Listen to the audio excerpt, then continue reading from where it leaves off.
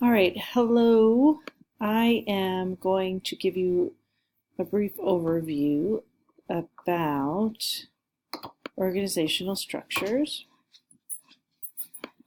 I'm going to kill my dog because, of course, laying there sleeping, but I'm trying to do this now, and so now she is going to make a fuss.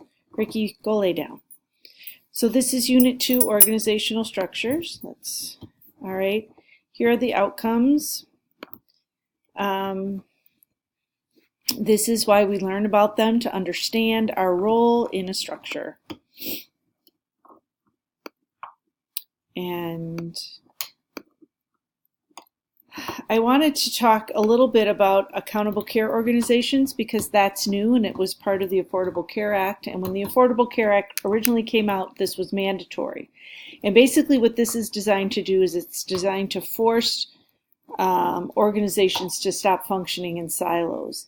And it's designed to help care across a continuum. So take a total hip replacement. Medicare decided to lax some of the rules, like the 3-day stay before you can go into a subacute rehab, if you decide to be a part of this accountable care organization. So what ends up happening is you have to follow the patient throughout the continuum, and then any savings you share with the folks who are involved. So if somebody went into the hospital for a total knee and you were able to discharge them in 2 days rather than 3 days, and they went to subacute rehab and did well, that savings of saving that hospital stay for that day is shared. So Medicare Shared Savings Program uses quality measures to maximize patient outcomes while reducing costs. So if you can reduce costs, they give you some of that monies to share amongst each other. But the patient and the caregiver have to have a positive experience. There has to be somebody at the site responsible for coordinating the care across the continuum, and it's with preventative health and population at risk health, so our elderly in my example. So I wanted to talk a little bit about that. I think that this is pretty explanatory. Obviously, the Joint Commission is now called the Joint Commission and not JCAHO anymore. This I think you guys can look at yourself. The other thing I wanted to talk about, here's some influences, the systems theory. This is just an example of inputs, throughputs, and outputs. The chaos theory amongst organizations, right? Some things are unpredictable.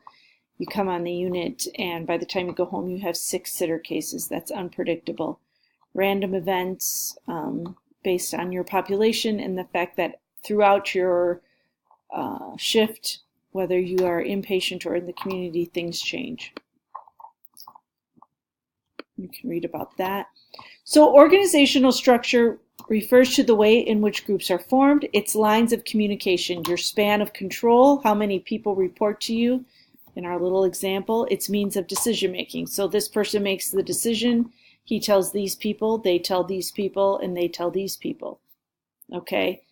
How things are communicated, you have an issue, you tell this person, they tell this person, they tell this person. That's all part of your structure. I wanted to spend some time on this because it's really important, not just in this class, but when you're out there looking for a job. Your mission is your purpose statement. Why are we here? A vision of an organization is very future-oriented. We will be. That's in the future. Your values and beliefs are those core, is your philosophy. So those core values that you have that help you meet your mission. Everything you do should be around that mission. Okay, and so, oh, well, that is not what I wanted, is it? Okay, let's do this. So let's look at, okay, we'll just look at children's. I used to always go to Wheaton's, but then they went to Ascension, and it just got a little bit harder. So you can go anywhere to find somebody's mission, vision, and values. So let's see. This should not be so hard. I have plenty of time. No, I don't want to give you my opinion. I feel bad, but what does this say? About us. Mission and values. Okay. So their mission. The children, their mission is care, advocacy, research, and education. Now, some places make a statement. So their vision, the children of Wisconsin will be the healthiest in the nation. And they have 5 values: purpose, collaboration, integrity, health, and innovation. All right, there's that one. Let's try, well, let's just try Ascension.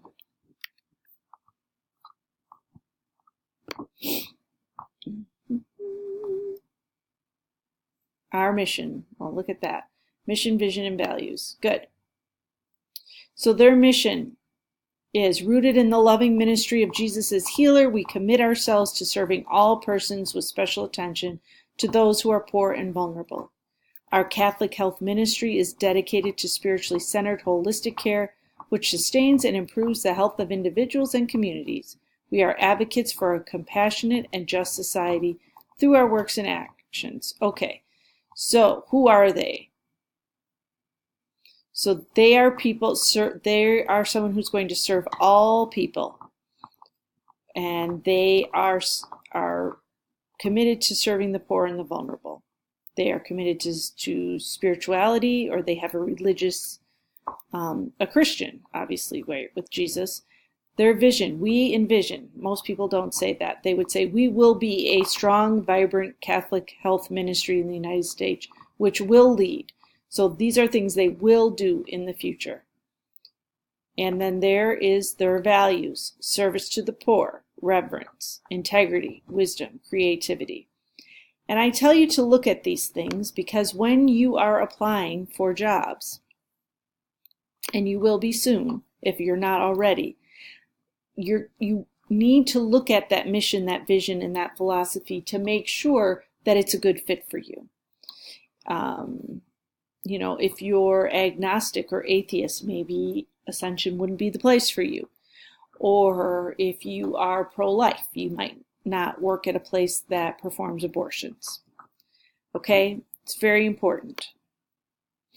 So a culture can vary in an organization between different units. So a hospital can have a culture based on their values, but a unit can have a culture as well. And different units in the hospital can have different cultures. So it's really a good idea when you're in an interview to find out what the culture is. You can ask questions like,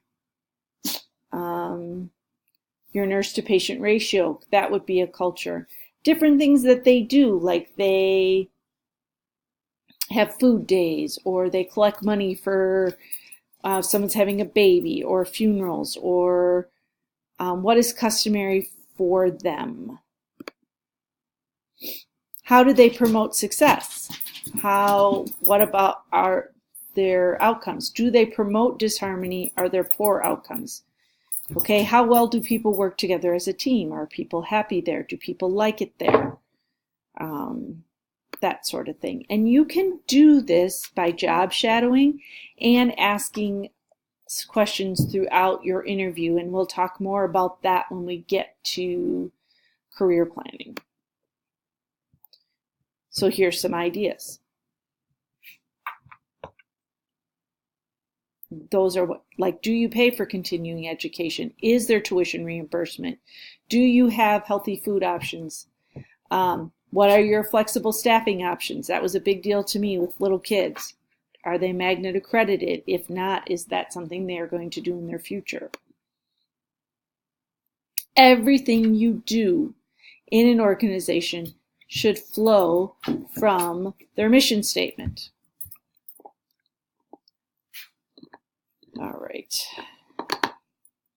So here's an organizational chart.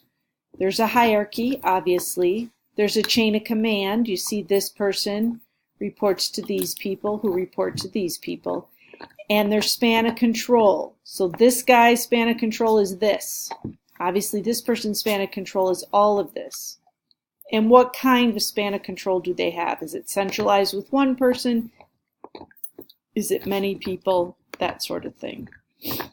So an organizational chart defines the relationships within an institution. This dotted line is an advisory position, and that can get very confusing, especially if you're a manager and the person in that advisory position do not agree. Why isn't it moving? Maybe I gotta click here. Okay.